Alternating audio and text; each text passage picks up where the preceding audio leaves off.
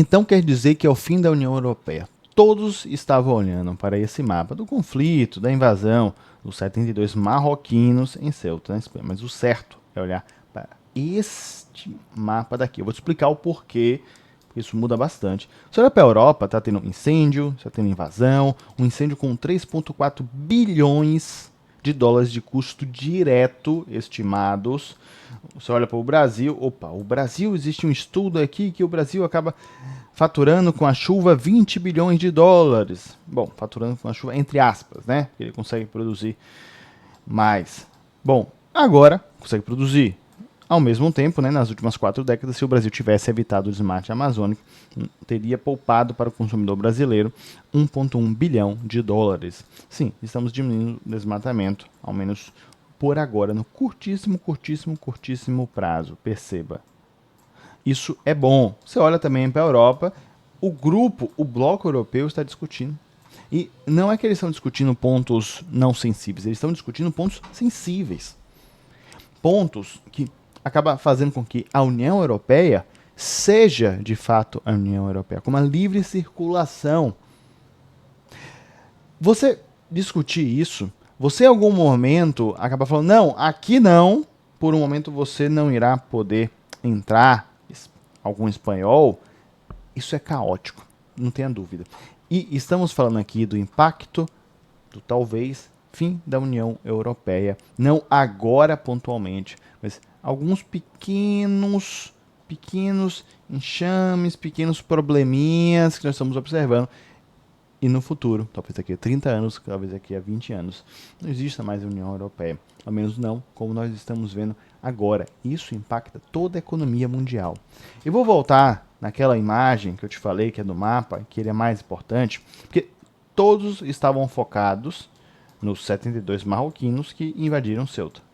E todo mundo estava dizendo, não, foi uma questão vinculada a tráfico humano, o STF da Espanha acabou gerando uma nova lei, uma prerrogativa, e a partir disso as pessoas, opa, vamos tentar entrar na Espanha porque eles não nos expulsarão. Assim, não é tão simples como as pessoas imaginam, mas eu compreendo. A pessoa com alta necessidade, sem comer direito, não tem moradia, ele vai tentar fazer qualquer coisa, ele tentará fazer qualquer coisa, mas alguns dizem também que a Argélia está envolvida, porque a Espanha sempre tentou moderar o relacionamento de Argélia, Marrocos e a Espanha tentou fazer essa moderação. Consequentemente, em algum momento, a Espanha acabou ficando mais do lado de Marrocos, por questão provavelmente financeira e também por questão territorial. Mas dizem que no curtíssimo prazo, 10 dias antes de existir essa invasão, quando o presidente da Espanha acabou se reunindo com o pessoal da Argélia, ele iria tendenciar a puxar um pouco mais para o lado da Argélia e talvez o governo marroquino não gostou muito dessa conversa, né? Claro que são especulações, não dá para saber, mas o fato é, 72 mil pessoas não atravessam um país se isso não for algo orquestrado. Osmar, foi orquestrado pelo tráfico humano em Marrocos. Você acha que foi somente isso? É sério mesmo? 72 mil pessoas cruzaram a fronteira, sendo que o país contíguo onde eles cruzaram a fronteira de Marrocos, acho que tinham 50 mil pessoas mais ou menos. Ah, vieram de outros lugares, eu sei. Ou seja, isso só corrobora ainda mais o ponto que houve sim uma organização. Quem? Bom, quais poderes, infelizmente, provavelmente não saberemos por agora. Mas, não, pelo amor de Deus, né? Isso aqui não é nenhuma teoria da conspiração, isso é óbvio. Todo mundo sabe que tem que ter uma organização para movimentar 72 mil pessoas num curto espaço de tempo. No curtíssimo espaço de tempo, aliás. Pergunta é, somente o pessoal do tráfico? Aí a Europa também está passando por essa questão do incêndio. Você olha a Europa, começa a ter divergências internas. A Itália começa a falar, calma lá, eu tenho um receio de quem invadiu o seu país querer entrar no meu país. E eu te pergunto, e se fosse Brasília e Argentina? Você deixaria você deixaria que os argentinos ficassem no Brasil. Então, os argentinos entraram no Brasil, eles invadiram e pronto, vamos deixar os argentinos aí, por que não? Você deixaria ou não? Deixa nos comentários. Eu também, antes que eu me esqueça, vou te pedir para você curtir aqui o vídeo, se inscrever no canal, ativar o sininho de notificação, isso é importante. Se o vídeo te agregou em algum ponto, até então. Caso ainda não tem problema, você já sabe, meu nome é Osmar Tanajura, que aliás, se você tivesse me seguido, não sei se você me segue ou não, no Instagram, osmar.tanajura, você sabe que eu vou para a Argentina por agora. Por agora. Bom, eu tenho uma visita na Argentina, essa é a verdade. Continuemos com os problemas europeus para avaliarmos se é o fim da União Europeia ou não. Produtividade da União Europeia, isso aqui vem subindo, mas assim, né? 107, enfim, estava em 100 em 2017, não é uma produtividade tão elevada. Quando você olha para o Brasil, o Brasil também não tem uma boa produtividade, né? Em 2017 estávamos aqui mais ou menos em uns 85, 87, e agora nós estamos mais ou menos em uns 90 e pouco. Brasil é complicado. Nossa produtividade é complicada. Quando você olha aqui a taxa de crescimento anual do PIB da União Europeia, Osmar, o que é isso aqui? É esse espelho, né? Pá, pá, pá, baixo e para cima, né? Isso aqui é Covid, tá? Então isso aqui você ignora. Isso aqui vamos ignorar. Quando você olha a taxa de crescimento anual do PIB da União Europeia, aqui estava em 2, um pouco, 1 ponto alguma coisa por cento, agora está em 0,8, 1,1, ou seja, extremamente baixo. Extremamente baixo. Estamos falando da União Europeia. Quando a União Europeia saiu da guerra, formou esse bloco, o acordo foi: os Estados Unidos protegem a União Europeia e a União Europeia acaba focando mais na sua indústria e acaba vendendo para os Estados Unidos. A União Europeia nem sequer investiu o mínimo combinado junto com a OTAN, por exemplo, na parte de armamento, defesa, né? Defesa militar, defesa do país.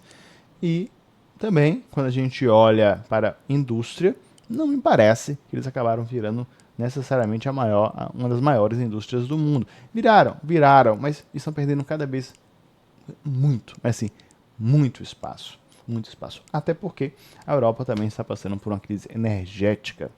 Esse é um detalhe importante. Recentemente, a Europa acabou com aquele movimento verde e acabou tirando várias fontes de energia, principalmente vinculadas a combustíveis fósseis e também, principalmente na Alemanha, combustível vinculado à energia nuclear. Por um lado, as pessoas entendem, né? Então, beleza, tem esse movimento verde, ok.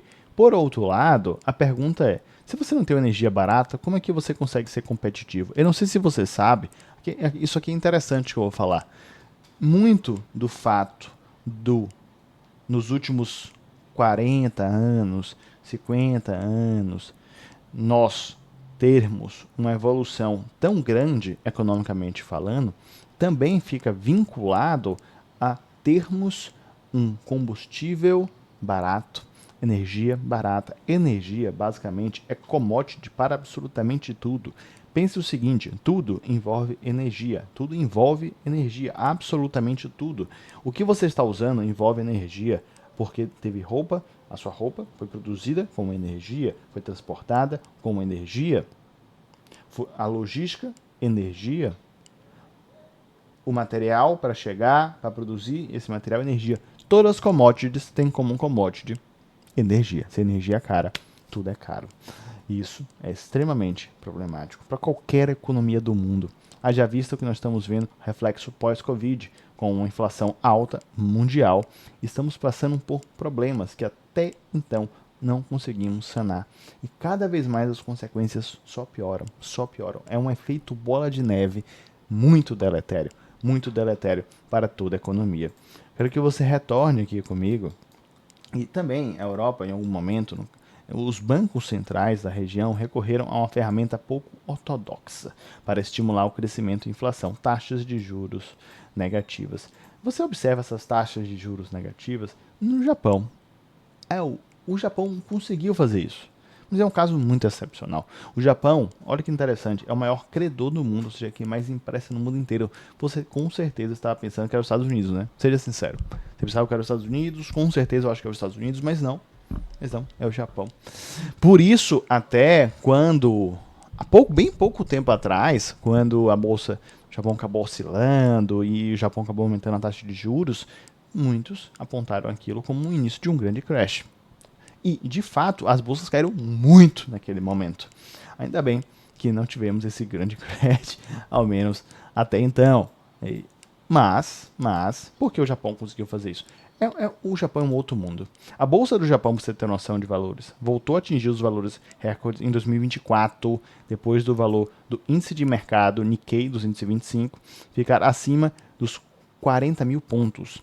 Só que isso demorou 34 anos, desde 1889. Você consegue entender que o Japão é um outro mundo?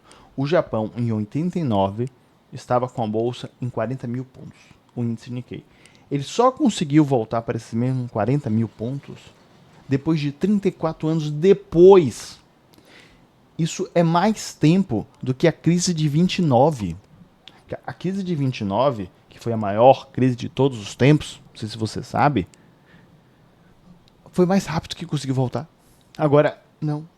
O Japão demorou 34 anos. Qual é a história do Japão, para você entender, porque você não pode comparar Japão com União Europeia? Alta e queda do Nikkei 225 na década de 1980. Na década de 1980, o Japão assinou um acordo que pretendia desvalorizar o dólar norte-americano em relação à moeda francesa, alemã, britânica e japonesa. O acordo Plaza, muito famoso, muito famoso.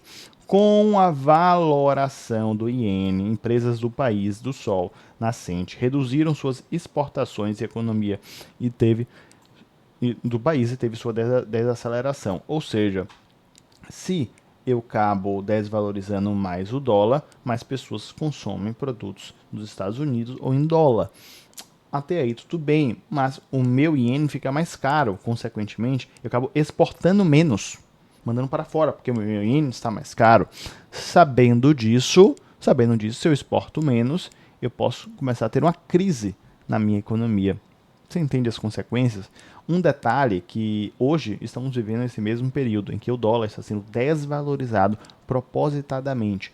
Dessa vez não é um acordo Plaza, se chama Plano Mar-a-Lago, que antes do país chamar as empresas dos Estados Unidos, chamar os países, aliás, para poder conversar e implementar esse plano, não. Então, basicamente falou, eu vou taxar o mundo inteiro, porque dessa forma eu estou impondo que, no fato, o meu dólar acabe se desvalorizando. Porque se ele está taxando, o dólar acaba se desvalorizando. Um raciocínio muito simples. Imagine que, no momento que ele acaba taxando as empresas, esses produtos das empresas irão chegar menos dentro dos Estados Unidos. Consequentemente, e também os Estados Unidos, dos que chegarem, eles irão ter mais impostos. Isso é um ponto importante para poder pagar a dívida pública dos Estados Unidos, que ultrapassou, se não me engano, 37 trilhões, algo antes nunca visto na história. Pois bem, quando existe uma menor demanda de importação, querendo ou não, você irá acabar consumindo mais produtos internamente dos Estados Unidos. Os estadunidenses farão isso. Sabendo disso, existirá mais dólar na economia. E se existe mais dólar na economia, até porque tem menos, observe, tem menos importação, existe mais dólar na economia, o dólar acaba valendo menos. É mais ou menos esse raciocínio, tem outras nuances, mas fica para um outro vídeo. E, um dólar corresponde a 147 ienes aqui em 2024, tudo bem? Só que em 2022 custava 131. Tinha uma época que custava 100 ienes. 100 ienes. Bom, para contornar a situação, o governo do Japão alterou a política monetária e afrouxou o câmbio. A mudança gerou uma inflação no valor dos imóveis e das ações no país, tendo seu estopim em dezembro de 1989, quando o governo interveio aumentando a taxa de juros. E aí houve o colapso e ele acabou demorando 34 anos para retornar a esse patamar. Quando a gente olha para a Europa, quando ela fez esse movimento pensando em energia e transição energética, o preço do gás natural dispara 86% em 2022, guerra da Rússia. A cotação do petróleo Brent acumula alta de 17%, guerra da Rússia, que foi em 2022. O que eu quero dizer é que toda transição energética é positiva, pensando no meio ambiente. Não tenha dúvida nisso. Mas, vamos pensar por um lado. Bom, primeiro, eu estou com uma crise econômica. Segundo, eu estou com a minha produtividade crescendo relativamente pouco em relação aos países do meu patamar. Bom, pois bem. Terceiro, eu estou com a taxa de crescimento do PIB baixa. Quarto, eu estou com incêndios florestais causando um prejuízo absurdo direto, tirando um custo indireto, além de isso ser péssimo, né? Pare para pensar. Bom, quinto, eu estou com uma crise migratória. Existem pessoas que estão invadindo os países da União Europeia. Eu não estou conseguindo resolver isso. E eu estou sendo até muitas vezes leniente com isso. Por um lado, eu tenho uma mão de obra mais barata, mas chega um momento que ultrapassa o bom senso, compreende? Bom, sabendo disso, eu vou adicionar ter energia mais cara. Numa transição energética, você tem que pensar em todos esses pormenores. Caso contrário, a população que pode sofrer. A população pode, 2022, 2023, que nem tiveram inúmeras notícias, ficar na dúvida se eles teriam energia para o inverno europeu. O inverno europeu não é o inverno do Rio de Janeiro. Tá? O inverno europeu não é o inverno de Salvador. O inverno europeu é algo negativo em graus Celsius. Se você já viveu um inverno europeu, você entende o que eu quero dizer. É muito complexo. Sabendo disso, é bem diferente a situação. Temos que ter uma transição energética, mas antes de tentarmos realizar isso em 5, 10, 15 anos, vamos tentar realizar em 30 anos, em 25 anos. Ah, Osmar, mas foi uma guerra, foi algo pontual. Mas você tem que pensar também na dependência. Você está dependendo, caso de algum problema aqui, da Rússia, sendo que a Rússia tem um ditador no poder. Se em algum momento esse ditador fala, opa, não quero mais fornecer. É um ditador, não é um país democrático. É bem diferente. E é uma ditadura conhecidamente complexa, como a Rússia. Você mesmo sabe.